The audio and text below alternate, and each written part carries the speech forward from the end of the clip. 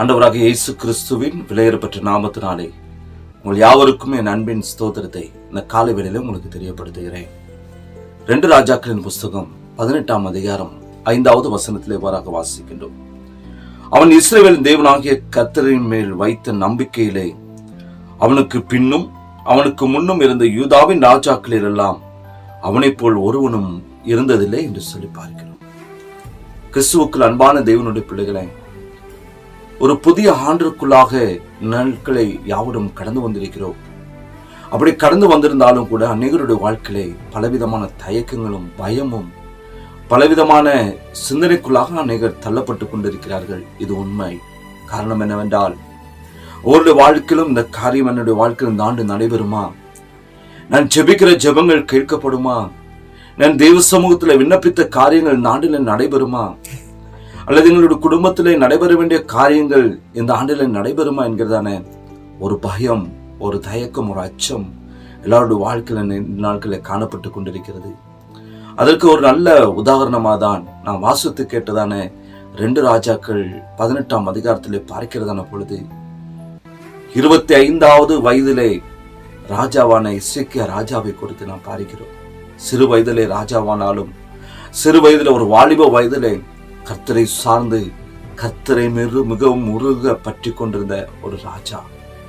அவர் சிறுவயதிலே ராஜாவான பொழுது தேசத்தில் காணப்பட்ட எல்லா அநியாயங்களும் அக்கிரமங்களையும் விக்கிரக தோப்புக்களை விக்கிர ஆராதனைகளை முற்றிலுமாக ஒழித்து விட்டு கர்த்தருக்கு ஆராதனை செய்கிறவராக காணப்பட்டார். கர்த்தரை தஞ்சமாய் கொண்டு வாழ்கிறவராய் காணப்பட்டார். கர்த்தருக்கு பிரியமாய் ஜீவிக்கிறவராய் காணப்பட்டார். அப்படி இருந்த பொழுது அவருடைய வாழ்க்கையில அவர் என்ன முயற்சி எடுத்தாலும் அந்த காரியம் வெற்றி பெற்றது. அந்த காரியத்திலே கர்த்தர் ஜெய கிறிஸ்துவாக அவர் கூடவே இருந்து பெரிய காரியங்களை செய்தார் என்று சொல்லி நாம் பார்க்கிறோம்.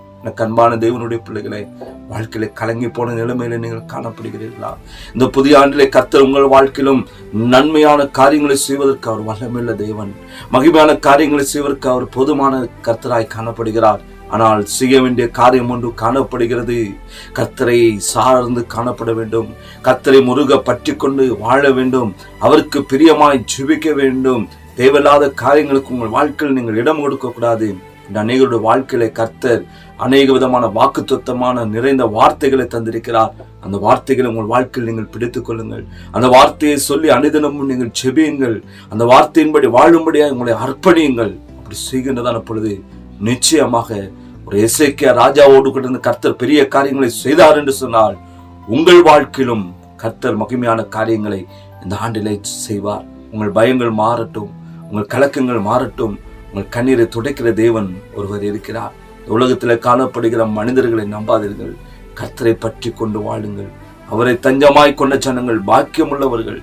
அந்த பாக்கியத்தை பெற்றுக்கொள்ள வேண்டுமானால் ஒவ்வொரு நாட்களும் அவரை தஞ்சமாய் கொண்டு வாழும்படியாக தெய்வ சமூகத்தில் உங்களை அர்ப்பணியுங்கள். அப்படி வாழ்கின்றதான பொழுது நிச்சயம் கர்த்தர் உங்களோடு கூடவே இருந்து இந்த ஆண்டு முழுவதும் நீங்கள் எடுக்கிற எல்லா காரியங்களும் கர்த்தர் ஜெயத்தை கட்டளையிடுவார். மகிமையான காரியங்களை செய்வார். கர்த்தர் உங்களுக்கு கொடுத்த வாக்கு தத்தத்தின்படியே அந்த வாக்கு தத்தங்களை பரிபூர்ணமாக உங்கள் வாழ்க்கையை சுதந்திரத்துக் கொள்ளும்படியான கிருபைகளை இந்த ஆண்டிலே கர்த்தர் நிச்சயமாக தருவார். பெற்றுக்கொள்ளும்படியாய் தெய்வ சமூகத்திலே உங்களை அர்ப்பணியுங்கள். உங்கள் நம்பிக்கை கர்த்தர் மீது இருக்கட்டும். தேவ கிருபை சமாதானம் உங்கள் அனைவரோடு இருப்பதாக. ஜெபிக்கலாமா? நேசிக்கிற அன்பின் நல்ல தகப்பனே, ஆசீர்வதிக்கப்பட்டதான் இந்த காலை வேலைக்காக நம்ம உமக்கு நன்றி செலுத்துகிறப்பா. ஒவ்வொரு நாட்களும் எங்களுடைய நம்பிக்கை உம்மீது மாத்திரம் இருக்க வேண்டும் அப்பா. இந்த உலகத்தில் காணப்படுகிற காரியங்கள் மீதோ உலகத்தில் காணப்படுகிற மனிதர்கள் மீதோ நாங்கள் நம்பிக்கையில் கொண்டவர்களாய் காணாதபடி ஒவ்வொரு நாட்கள் ஆண்டவரை உம்மீது நம்பிக்கை கொண்டு உமக்கென்று வாழ கர்த்தாவை யாவரும் கருத்தில் அர்ப்பணிக்கிறோம். பண்ணித்த பிள்ளைகளை கர்த்தர் ஆசீர்வதிப்பீராக. அவர்கள் எடுக்கிற எல்லா முயற்சிகளும் பரிசுத்த ஆவியானவர் கூடவே இருந்து மகிமையான காரியங்களை கர்த்தர் செய்வீராக. இந்த ஆண்டில் ஆண்டவரே அவர் கொடுத்த வாக்கு தத்தத்தின்படி இந்த வாக்கு தத்தத்துக்கு ஏற்ற ஆசீர்வாதத்தை இந்த ஆண்டில் அவர்கள் பெற்றுக்கொள்ளத்தக்கதான கிருபைகளை என் தகப்பன் கொடுத்து வழி நடத்துங்க. ஆசீர்வதிங்க. இயேசுவின் நாமத்தில் ஜெபிக்கிற நல்ல பிதாவே. ஆமென், ஆமென்.